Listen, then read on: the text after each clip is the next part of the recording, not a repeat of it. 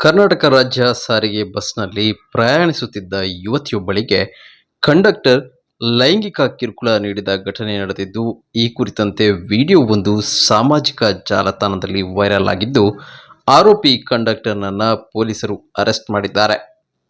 ಮಂಗಳೂರಿನ ಮುಡಿಪು state bank ಭಾಗದ KSRTC ಬಸ್ನಲ್ಲಿ ನಿರ್ವಾಹಕನೊಬ್ಬ ಯುವತಿಗೆ ಲೈಂಗಿಕ ಕಿರುಕುಳ ನೀಡಿದ ಪ್ರಕರಣ ವರದಿಯಾಗಿದ್ದು, ಪ್ರಯಾಣಿಕರೊಬ್ಬರು ಮಾಡಿರುವ ವಿಡಿಯೋ ವೈರಲ್ ಆಗಿದೆ. ಇದರ ಬೆನ್ನಲ್ಲೇ ಎಚ್ಚೆತ್ತುಕೊಂಡಿರುವ ಪೊಲೀಸರು ಆರೋಪಿ ಬಾಗಲಕೋಟೆ ಮೂಲದ ಪ್ರದೀಪ್ನನ್ನ ವಶಕ್ಕೆ ಪಡೆದಿದ್ದಾರೆ. ಏಪ್ರಿಲ್ 22ರಂದು ಮುಡುಪುವಿನಿಂದ ಸ್ಟೇಟ್ ಬ್ಯಾಂಕ್ನತ್ತ ತೆರಳುತ್ತಿದ್ದ ಬಸ್ನಲ್ಲಿ ಯುವತಿ ನಿದ್ರೆಗೆ ಜಾರಿದ್ದರು. ಆ ಸಂದರ್ಭದಲ್ಲಿ ಕಂಡಕ್ಟರ್ ಆ ಯುವತಿಗೆ ಕಿರುಕುಳ ನೀಡಿದ್ದಾನೆ. ಇದನ್ನ ಪ್ರಯಾಣಿಕರೊಬ್ಬರು ವಿಡಿಯೋ ಮಾಡಿ ಸಾಮಾಜಿಕ ಜಾಲತಾಣದಲ್ಲಿ ಹರಿಯಬಿಟ್ಟಿದ್ದರು.